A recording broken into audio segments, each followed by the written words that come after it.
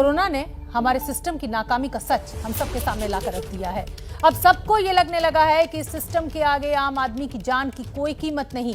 लोग मरते हैं तो मरे, किसी को कोई फर्क नहीं पड़ता। और इसीलिए आज हाल ये है कि देश के हर शहर में हाहाकार मचा हुआ है। सत्ता में बैठे लोग सिर्फ बड़ी बड़ी बातें कर रहे हैं और आम आदमी बिना ऑक्सीजन के, बिना दवाओं के, बिना इलाज के सड़क पर दम तोड़ रहा है।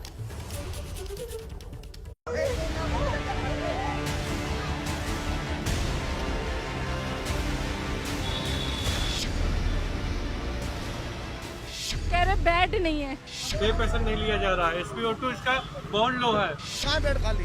यहाँ पे ग्राउंड जीरो पे आके देखो ना, कुर्सी पे बैठे बैठे बात नहीं होती। जिसकी माँ मरती है उसको पता चलता है। डॉक्टर ने ये लिख के दे दिया, कह रहा अपने पेशेंट को उठाओ और लेके भाग जाए ऐसे। हम फटाफट इनको दिल्ली के हॉस्पिटल में घुमाया, कहीं बेड नहीं मिला, फिर गाजियाबाद लेकर आए। यहाँ पे इन्होंने कोविड में डाला और जहाँ कोविड सेंटर है वहाँ रिपोर्ट नहीं हो रही। 2-3 घंटे से मैं खड़ी नहीं है, नहीं दिया तो इन्होंने नहीं दिया।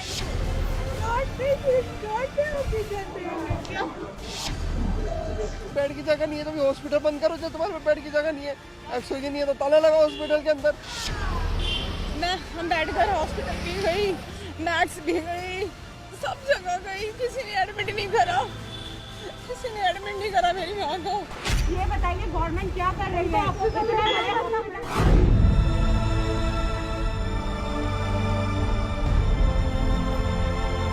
और कितना दर्द सहे लोग। कब तक यूं ही तड़पते रहे?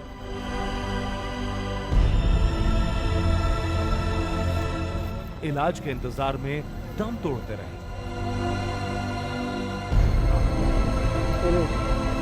कर्नाटक के बीदर की इन तस्वीरों को देखकर जितना दुख होता है उससे ज्यादा गुस्सा आता है।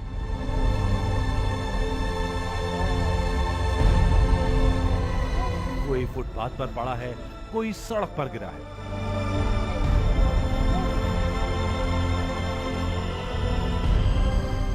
किसी को नहीं पता कि सांसों के संघर्ष में कौन सा पल उनकी जिंदगी का आखिरी पल बन जाए, और सिर्फ इसलिए क्योंकि खोखले दावों पर चलता ये सिस्टम इन्हें इलाज के लिए अस्पताल में एक बेड तक नहीं दे सकता।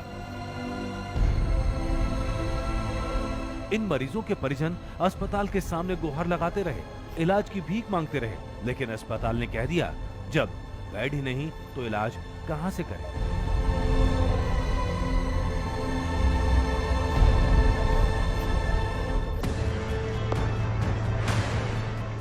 और ये हाल किसी एक जगह का नहीं। बीदर से करीब 1500 किलोमीटर दूर एम्बुलेंस में बैठी इस बुजुर्ग महिला ने कई अस्पतालों के चक्कर लगाए। उनकी सांसें कम होती जा रही थी, लेकिन ना बेड मिला, ना ऑक्सीजन।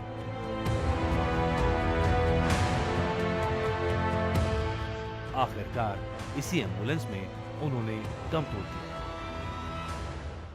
घर पे ना एकदम उनके ना सांस उखड़ गई थी, बीमार कफ हो गई थी, सांस उखड़ गई थी।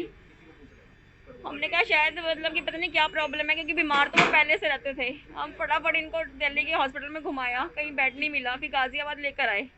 यहाँ पे इन्होंने कोविड में डाला और जहाँ कोविड सेंटर है वहाँ रिपोर्ट नहीं हो रही। कह रहे रिपोर्ट के लिए 5 किलोमीटर दूर आप एक हॉस्पिटल है, वहाँ से पहले रिपोर्ट करवा के आओ, फिर हमारे यहाँ 5 किलोमीटर वापस आके एडमिट कराओ। इतनी देर में ट्रैवलिंग में मेरी मम्मी पूरे हो गए।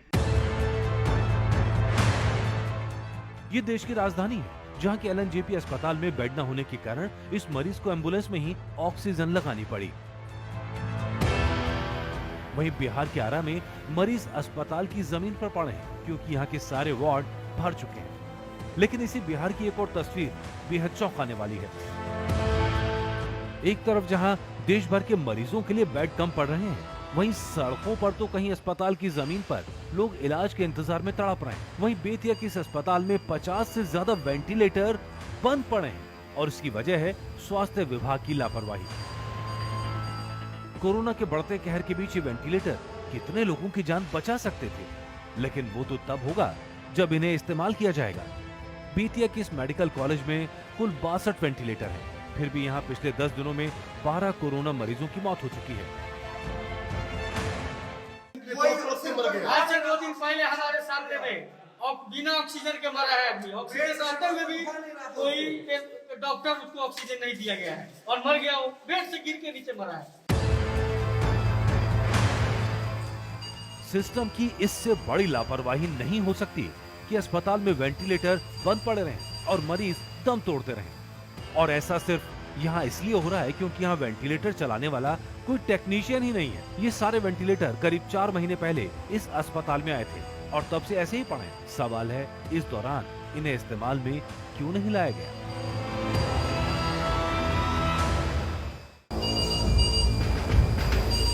इस पर अस्पताल प्रशासन का कहना है कि वेंटिलेटर ठीक से काम नहीं कर रहे। तो फिर सवाल है कि जब अभी तक इनका इस्तेमाल ही नहीं हुआ तो खराब कैसे हो गए, और खराब है तो इन्हें ठीक कराने के लिए अब तक कोई कदम क्यों नहीं उठाए गए। 26 वेंटिलेटर पीएम केयर वाले से हमको मिला है, जिसको इंस्टॉल कराया जा रहा है। इसके अलावा हमने 25 और वेंटिलेटर जो मुजफ्फरपुर DRDO हॉस्पिटल से हम लोगों को मिलने वाला है, वो मिल गया है, वो आ गया है, उसको भी हम लोग इंस्टॉल करा रहे हैं। बायोमेडिकल इंजीनियर जो है वो आने वाले हैं और वो इंस्टॉल करेंगे। वेंटिलेटर को लेकर अस्पताल प्रशासन का ये रवैया हैरान करने वाला है, वो भी तब जब इसी अस्पताल में हर दिन आने वाले कोरोना मरीजों की संख्या बढ़ती जा रही है। लगभग ऐसी ही तस्वीर बिहार के सुपौल से भी सामने आई। यहाँ के सदर अस्पताल में 6 वेंटिलेटर मौजूद हैं, जिन्हें पीएम केयर फंड से भेजा गया। पिछले साल जून के महीने में ये वेंटिलेटर इस अस्पताल में आए थे, लेकिन 10 महीने से ये ऐसे ही रखे हुए हैं, इनकी पैकिंग तक नहीं खोली गई। नतीजा ये है कि पिछले साल कोरोना मरीजों की जान बचाने के लिए जो वेंटिलेटर भेजे गए, वो इस साल भी कोरोना मरीजों के काम नहीं आ पा रहे। यहाँ पर जो है जंग से खा रहा है, लेकिन वेंटिलेटर का जो है सुविधा यहाँ हमको नहीं मिला। हमको जो है रेफर कर दिया गया, जो आप पटना जाइए, पटना में जाके जो है हम अपना इलाज कराए। अब तो आप लोग को जो है पूरा मालूम ही है, जो मुखिया जी नहीं रहे, इलाज के दौरान जो है पटना गए, पटना में जो है इलाज उनका चल रहा था। इलाज के दौरान जो है इनका सुपौल में वेंटिलेटर है, लेकिन फिर भी जो है वेंटिलेटर की सुविधा नहीं दिया जा रहा है। अभी भी जो है अगर सुचारू रूप से चले, या जो समय चल रहा है कोविड का, अगर ये चलावे अगर सुपौल सदर हॉस्पिटल, तो बहुत का जो है जान बच सकता है।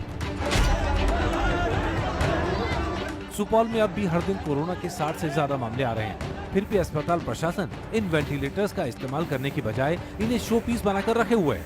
हद तो ये हो गई कि 10 महीने में वेंटिलेटर के लिए ऑक्सीजन पाइपलाइन तक नहीं लगाई गई।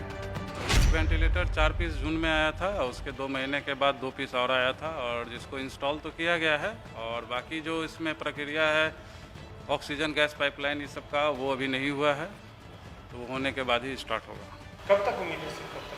विभाग को लिखा गया है और उम्मीद है कि जल्द ही शुरू हो जाएगा। बिहार के सरकारी अस्पतालों में कुल 500 वेंटिलेटर होने का दावा किया जाता है, लेकिन अगर वो उसी हाल में हैं जैसे बेतिया और सुपौल के अस्पतालों में, तो कहना गलत नहीं होगा कि यहाँ का हेल्थ सिस्टम ही वेंटिलेटर पर है।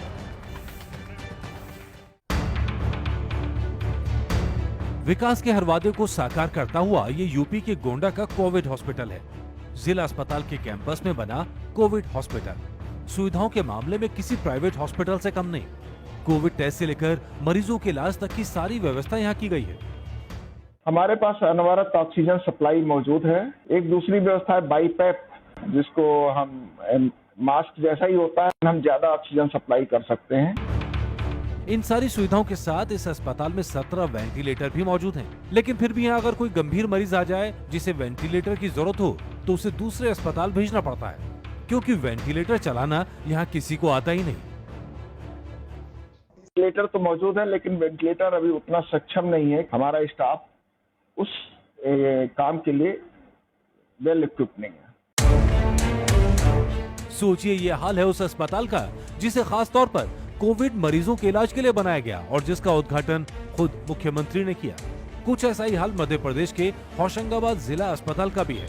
यहाँ मरीजों के परिजन सिविल सर्जन के सामने मदद की गुहार लगा रहे हैं, लेकिन उन्हें बिना इलाज के लौटा दिया जा रहा है। वो मैडम से बोलो, वो बात करेंगे, अगर बेड होगा तो हम भिजवा देंगे। मेरे पास बेड होगा तभी तो करूंगा। आपको मेरे भोपाल का बेड मैं थोड़ी दिलवा सकता। मैडम के पास नंबर है, मैडम भोपाल बात कर लेगी तो वही बोलेंगे तब हम रेफर कर पाएंगे ना। मानो यहाँ पे है नहीं तो हम मदद करने में बिल्कुल कर देते हैं। आपको मरीज यहाँ पे भर्ती है ना, पर अब कैसे करेंगे हम?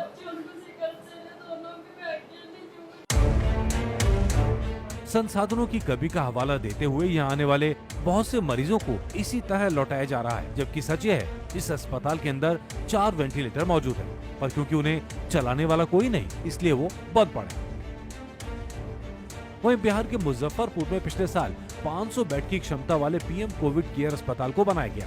इस अस्पताल को भी सारी सुविधाओं से लैस किया गया, लेकिन इस साल इसे बंद कर दिया गया, जिसके कारण मरीजों का सारा बोझ उस सरकारी अस्पताल पर आ गया जिसमें सिर्फ 110 बेड है।